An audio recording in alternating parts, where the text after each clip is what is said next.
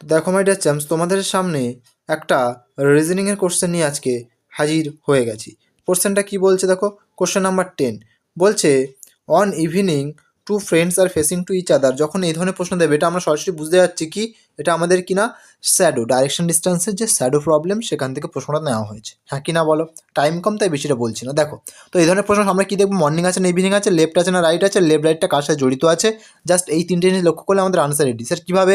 দেখো আমরা north south east West এরকম তো জানি আমরা, ঠিক। সূর্য ইভিনিং আছে তাহলে সূর্য কোথায়, ওয়েস্টে থাকবে। দেখো এখান থেকে যদি আমি একটা ক্লকওয়াইজ টার্ন মারি আমি কি লিখতে পারি ESWN লিখতে পারি? তোমরা স্যার দারুণভাবে পারি। এবার দেখো মর্নিং না ইভিনিং, ইভিনিং আছে, ইভিনিংয়ের স্থান কোথা থেকে, ওয়েস্টে।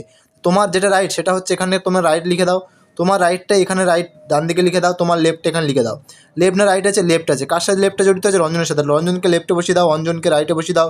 Anjan facing north, Ranjan facing south. প্রশ্ন চেয়েছে যে অঞ্জন কোন